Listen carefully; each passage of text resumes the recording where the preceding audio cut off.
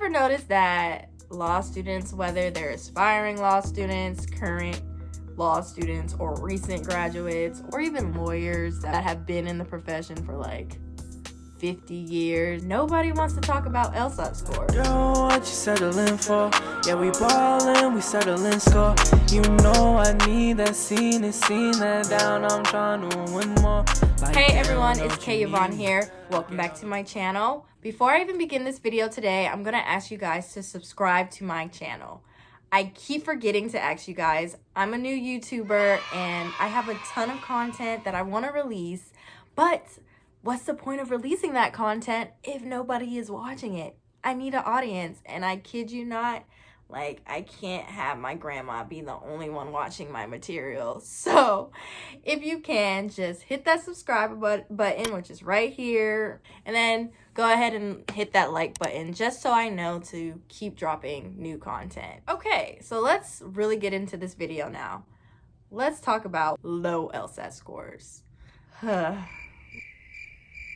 Nobody wants to talk about LSAT scores unless they did really well on the LSAT. That's when you hear it. But if you're in that medium to low range, that's when everybody want to go quiet. Like, everybody want to be shh. You know what I'm saying? And I just feel like I want to demystify the entire LSAT process. So I'm going to really break it down for you guys. I am about to throw up some LSAT scores on the screen.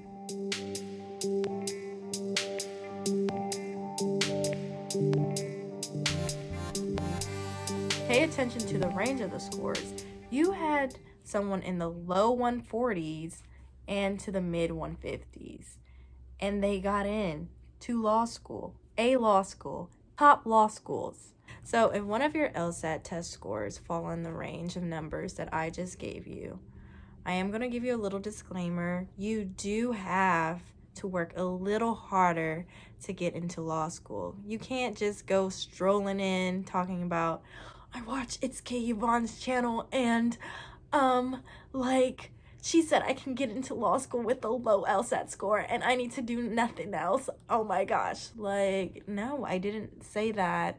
I just said it's possible to get into a top law school or a law school in general. But, you know, just to avoid the confusion, I am going to give some tips, a little clarification on what you should do if you do get a low LSAT score. Okay, so if your LSAT score is low, that means you need to make up for that LSAT score. Make up for that LSAT score? What does that mean? There's other aspects on a law school application. You know, schools look at an applicant's personal statement. They look at their resume. They look at their GPA. They look at their interview.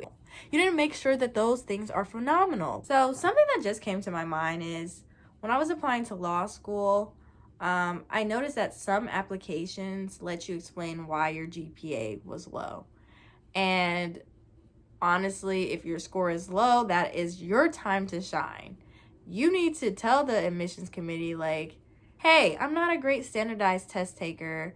You know, look at my ACT, look at my SAT, but look at my grades in high school. Like, let them know that you're better than your LSAT score. Like, I'm not saying go and lie and say, like, oh my gosh, I worked 10 jobs and I had to cross the Egyptian Sea to find a cure for cancer and I didn't have time to study for the LSAT. Like, no, don't lie. Just be honest. People really want to know the truth, like who you are as a person. Like, are you resilient? Like, are you working like 3 jobs and then trying to study for the LSAT and provide for your family? Like, they need to know like your background. So this is something that I had to learn the hard way. So if you do have a low LSAT score, do not apply to only the top law schools. That's what I did. I mean, lucky for me, it worked out that I got into the top law school. But, like, that wasn't wise. You can't apply to all of the top 14 law schools with a 138 LSAT.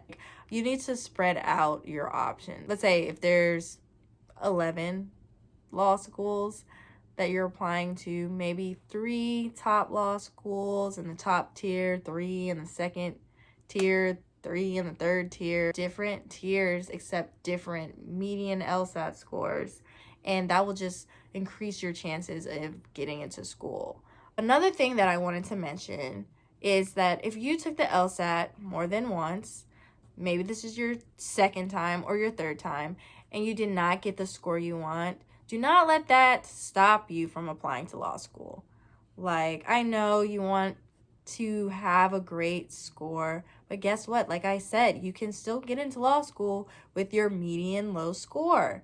And you just don't know what the admissions committee is going to accept that year. Like I said in a previous video, they have so many criteria that they're trying to meet. They're trying to meet a female to male ratio or get more minorities in their programs. Okay, so that's pretty much it for my tips. But I just want to leave some words of encouragement on the table, and I want you to know, you, whoever is behind this camera, that the LSAT does not define you. Like, you are not your score, especially if you made a low score. Like, trust me and believe me when I say, like, not everyone's good at standardized testing, especially minorities. Like, when I researched and looked at the statistics of what the median score are for minorities, particular Blacks and people from the Latinx community, the score median is a 142. A 142.